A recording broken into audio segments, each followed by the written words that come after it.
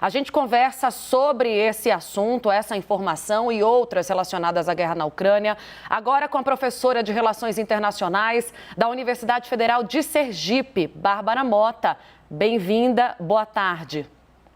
Boa tarde, Tainá, tudo bem? Tudo bem, professora? Então vamos falar primeiro sobre a tomada das tropas russas. A gente viu, e a senhora deve ter acompanhado também, a confirmação de um prefeito de uma cidade do sul do país, então, de que a Rússia tomou o controle dessa cidade e a dela mostrando no mapa como que as tropas se mobilizam para fechar o cerco em torno da Ucrânia. O que a gente pode tirar de lição desse movimento, desse avanço das tropas russas na Ucrânia? Em quanto tempo, ou se é que isso vai acontecer, o que parece sim, eles devem tomar conta ali das principais cidades, da capital do país, que é uma demonstração de força importante para a Rússia, né? Em quanto tempo isso deve acontecer e o que significa a tomada desses lugares que já foram acontecendo até aqui?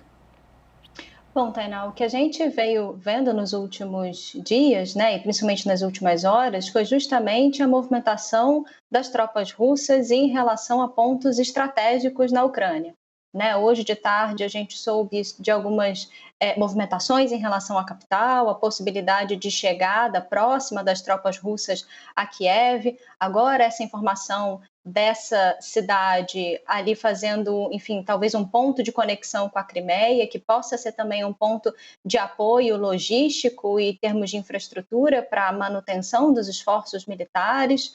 Então, o que a gente veio identificando nessas últimas movimentações foi justamente a continuidade dessa estratégia de englobar o país como um todo a partir desses três frontes, privilegiando, mais uma vez, regiões estratégicas e privilegiando, sobretudo, atacar instalações, atacar locais com pontos de comando, controle e informação, né? Pontos militares importantes para a Ucrânia. Então, o que a gente pode tirar em termos de lição dessas movimentações é uma tentativa da Rússia de subjugar a Ucrânia do ponto de vista militar, pela escolha dos alvos, e do ponto de vista político também, pela escolha das cidades que até então foram ocupadas, né? Principalmente a capital. Ótimo, Bárbara, você então explicando para a gente do ponto de vista estratégico, né, como é que a Rússia está agindo para tomar a Ucrânia. Agora, eu quero levantar um outro ponto que a gente trouxe aqui no início da nossa edição de Plantão Especial sobre a guerra na Ucrânia, que foi então a aprovação do Conselho de Segurança da ONU para que amanhã ocorra uma reunião extraordinária com 193 países para voltar a discutir a invasão da Ucrânia pela Rússia. O que você, como especialista, pode mencionar de importância tanto no gesto de haver uma reunião reunindo 193 países, quanto na prática? O que a gente pode esperar, Bárbara? Tainá, essa reunião, né, que foi aprovada agora pela reunião do Conselho de Segurança, ela é uma reunião com um cunho simbólico muito forte. Há muito tempo a ONU, enfim, há muito tempo o Conselho de Segurança não se vale desse mecanismo, né, do United for Peace, Unidos pela Paz, para convocar uma reunião da Assembleia Geral que fale sobre questões de segurança, que se a gente olhar para a organização das Organizações das Nações Unidas, dialogar sobre questões de segurança é a principal prerrogativa do Conselho de Segurança e não da Assembleia Geral. Então, o Conselho de Segurança convoca a Assembleia Geral na tentativa de expandir o rol de países que possam dialogar e que possam se manifestar sobre essa questão, para que nessa expansão exista uma maior movimentação e existe uma maior pressão em relação à Rússia, enfim, provavelmente fazendo uma negativa, né, fazendo uma crítica em relação à invasão, em relação às movimentações militares. Então, me parece que é uma atitude muito mais simbólica do que prática. Mas ainda assim esse simbolismo importa. Isso que eu queria entender, porque ficou muito claro o gesto, né, a forma como se tenta mostrar o isolamento da Rússia por meio dessa reunião e da convocação de todos esses países. Agora, na prática, então, a gente não pode esperar muita coisa, né? Mas a manifestação desses países que podem demonstrar o isolamento da Rússia ou a forma como a Rússia está sendo pressionada, não é, Bárbara? Sem sombra de dúvida, Tainá, sem sombra de dúvida. Isso vai mostrando uma certa coesão, uma certa unidade da comunidade internacional perante esses atos. Claro que a ONU nunca vai ser totalmente capaz de coibir uma ação militar de grandes potências. Não foi capaz de coibir a ação militar dos Estados Unidos no Iraque em 2003, que o Conselho de Segurança não aprovou a intervenção, e não foi capaz de coibir a atuação da Rússia agora em relação à Ucrânia. Mas a questão, enfim, esse momento específico da história das relações internacionais e todo o debate que a gente pode trazer em relação ao Conselho de Segurança, em relação à efetividade, em relação à capacidade do Conselho de Segurança e da ONU de ser uma instituição efetiva, de ser uma instituição com poderes, eu acho que traz para a gente duas principais reflexões.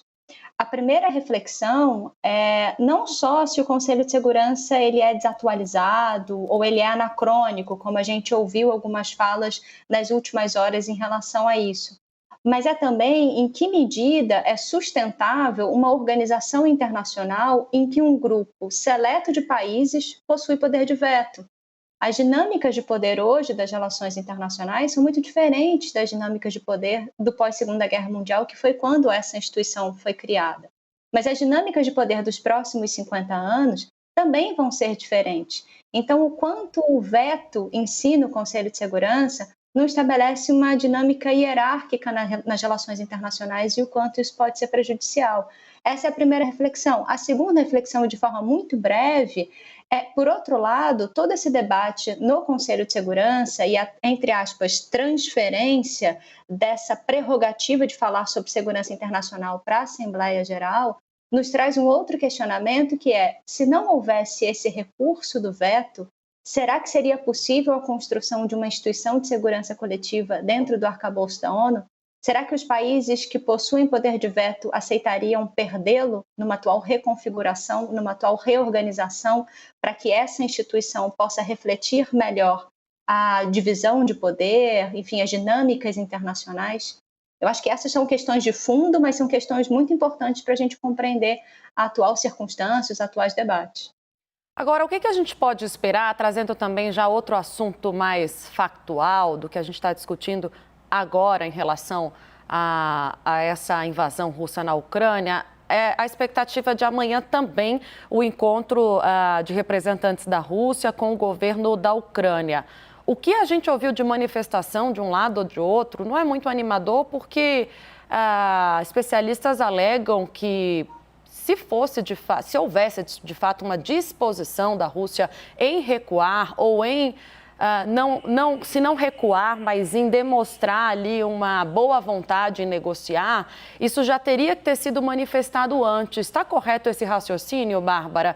O que pode acontecer após essa reunião? É só o início de uma possibilidade de diálogo, mas ainda assim muito pequeno? Tainá, eu acho que para te responder essa pergunta, a gente também precisa considerar como é que as movimentações militares vão acontecer nas próximas horas. A depender de quais são os alvos militares que serão, enfim, que serão ocupados, né, que terão tropas russas. A depender da capacidade das tropas militares russas de apresentar de forma muito substantiva essa subjugação militar e política em relação à Ucrânia, pode ser que esse canal de negociações fique um canal de negociações mais aberto, na medida em que a Rússia se sinta mais confortável de dialogar quais serão os próximos passos, quais serão as próximas iniciativas em relação à Ucrânia, porque ela vai se perceber em uma posição de poder ou em uma posição superior em relação ao seu adversário. Então, desculpa. Pode ir, Bárbara. Não, então, só para concluir, eu acho que é isso. Eu acho que a negociação ela pode acontecer, pode existir uma boa vontade nessa negociação, mas é depender de como as movimentações militares aconteçam e da percepção da Rússia em relação à Ucrânia nesse diálogo. É isso, Bárbara, ou seja, depende muito do que vai acontecer nas próximas horas. A gente está atento, está acompanhando, eu agradeço demais. Conversei agora com a professora de Relações Internacionais da Universidade Federal de Sergipe, a Bárbara Mota, sempre muito bem-vinda na nossa programação. Obrigada, Bárbara. Eu que agradeço, Tainá, sempre à disposição, é um prazer falar com vocês.